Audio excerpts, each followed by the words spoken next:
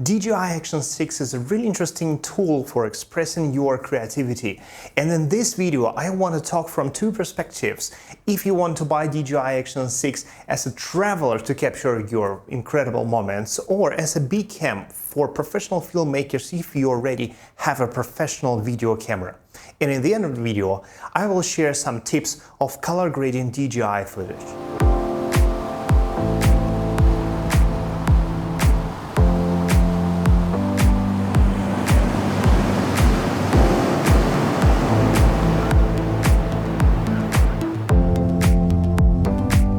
Action cameras have great benefits. They're portable, they're waterproof, they have dust resistance, they can film underwater in extreme situations, they have 4K different modes as well as slow motion, and they can capture 8K footage with a 10-bit color profile, so you can color grade everything how you want in post-production. And they have very high-tier IBIS. Even professional video cameras, expensive cameras, they don't have this level of image stabilization, and they need to use the gimbals to reach the same level of IBIS. But if you have a high-tier smartphone, you're probably asking yourself a question: why need to have an action camera?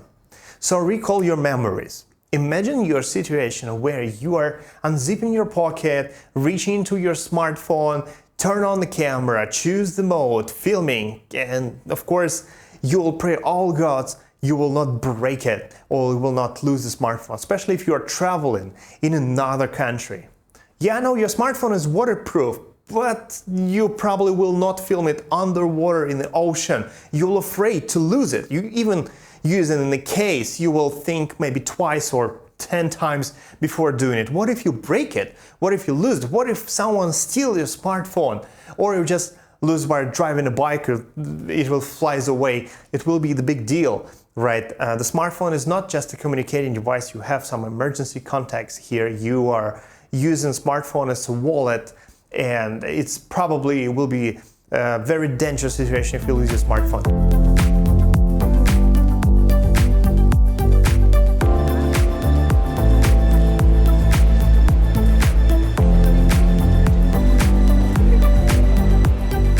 If you keep it on your neck, it will be very easy to use. So just push the button. You even don't need to turn it on. It'll start recording. It turns off by itself just in 3 seconds, and you keep it on your neck. So it will be much easier, much safer. You're not afraid to lose this camera underwater. You're not afraid to break it while you climb the mountain or riding a bike. You're not afraid of draining battery because your life doesn't depend on this little device. It doesn't have that much value, and it's not that expensive as your smartphone. If your smartphone's battery is dead, you probably will reach the place where you can recharge it immediately, because you need to use internet, you need to pay for something, you need to find a way how you get back home or to hotel if you're traveling somewhere aboard.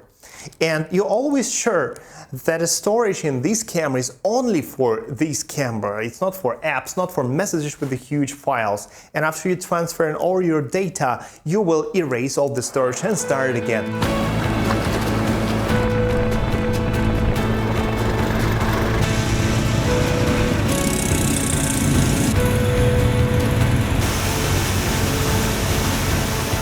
This camera is for capturing flash moments when you don't have time to hesitate, when you don't have time to reach your pocket, when you don't want to take a risk filming with your smartphone and want to make all your filming comfortable. Maybe these benefits will help you to buy this camera. But there is another side. If you are a professional cinematographer, let's talk about it. Now the second perspective. You are a cinematographer and you have professional video camera. Maybe it's a full frame camera or a crop camera, it doesn't matter. And you are looking for a big cam which you can use to film the other scenes. In this case, no. Maybe in some cases yes, but no, most of the time. Let me explain.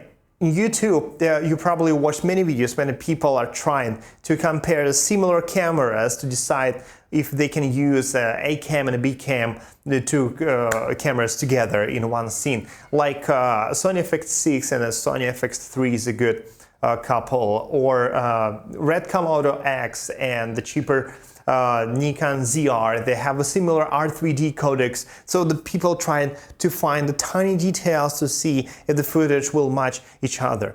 But DJI A6, it's not that professional camera. It doesn't have that high dynamic range. Yes, it has 10-bit color profiles, but DJI Log is much weaker than you have in your professional video cameras like this Nikon ZR with the R3D codec. And it's not 12-bit, it's not 14, not 16-bit, it's just a 10-bit color grade, and even not that flat as you might think about.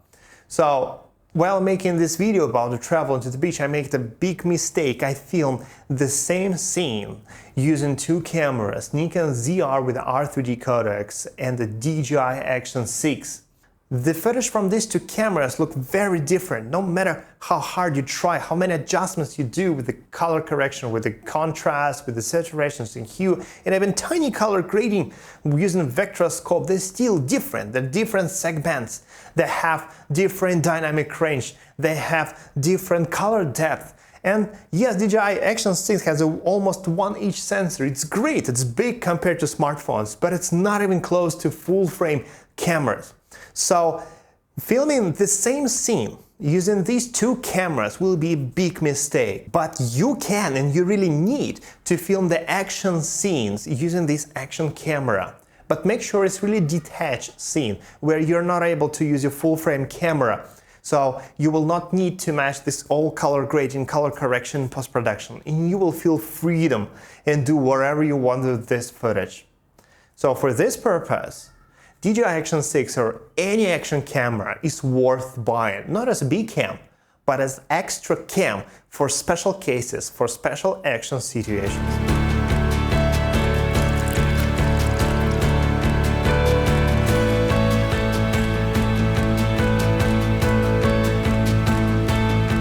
If you're still there or move directly to this part, I promise to share some tips how I color grade DJI footage. In DaVinci Resolve, there's some problem with the color grading because they don't have DJI Log M color profile, so it's difficult to do color transform to DaVinci Wide Gamut and to Rec 709. Some people suggest to use LUTs, but we can do a much simpler way and still keep a very high dynamic range. So we can do with the 4 nodes. And we are starting from the second node directly. Here we do our main adjustments with the gamma, with midtones, and lift in the end offset. In the second node, I suggest you to adjust the contrast, highlights, and shadows. After these 2 nodes, you already will see the picture is getting much better. All we need to do is the color correction. It will be the 4th node, the last node.